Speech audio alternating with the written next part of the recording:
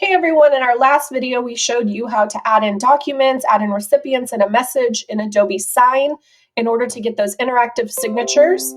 In this video, we're going to be showing you how to add those fields into those everyday Word docs that might need a signature by more than one person. So remember, you want to click Preview and Add Signature Fields, and then you're going to click on the Next button. It's going to take a moment to process the documents, and then you'll be able to see those Word documents and add in those fields where you want the signatures to happen.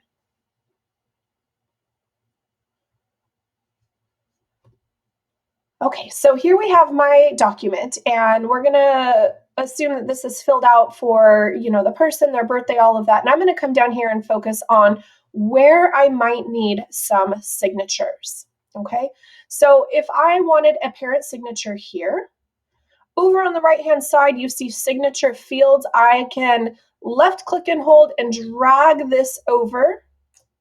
Okay. And you notice that now this is going to be an interactive signature field. Okay.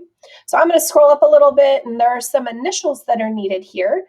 If I need parents to initial along here that they agree to these particular things, I can grab this initials field, and I can bring this over and drop it here on these lines. And you're going to notice I can drag them over for however many that I need. And it's going to shrink it down to fit on those particular lines. Okay. Once I'm finished, I can come down here and add in my signatures. Okay. So if I need signatures for both parents here, I can drag them over. So I would continue to drag these over for everybody that needs to sign.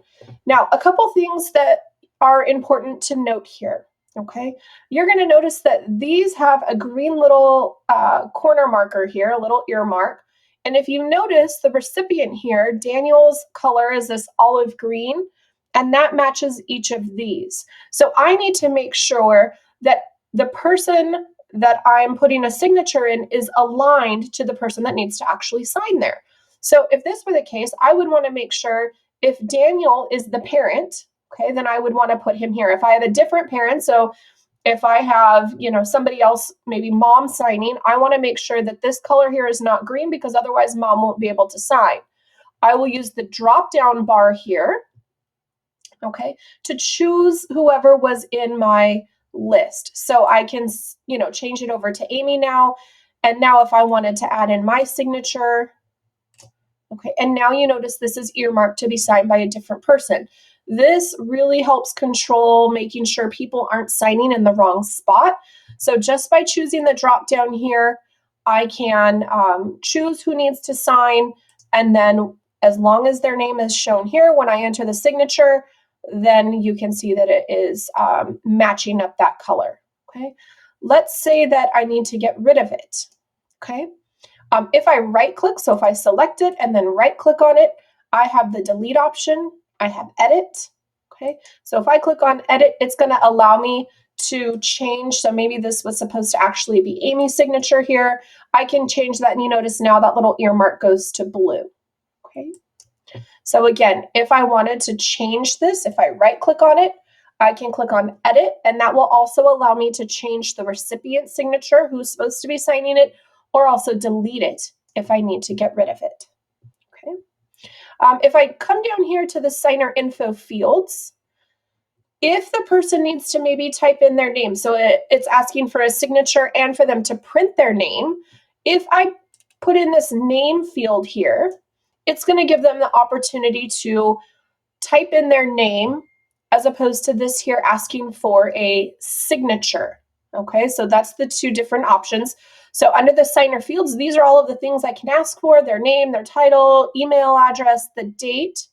Okay, if I come down here to the data fields, if I wanted them to type in a message or have drop-down choices, I would be able to put all of these in as well. And again, these are all drag and drop, so I can drag them in and then I'll be able to add in the options there.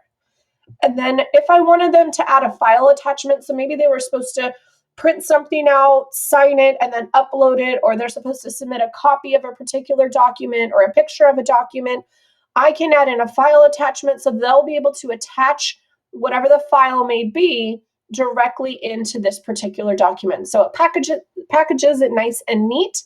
Okay.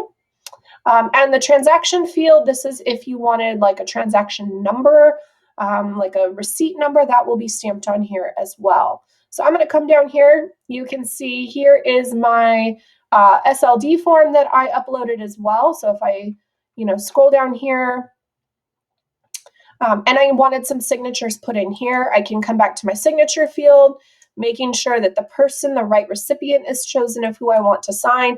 So let's say this is the gen ed teacher.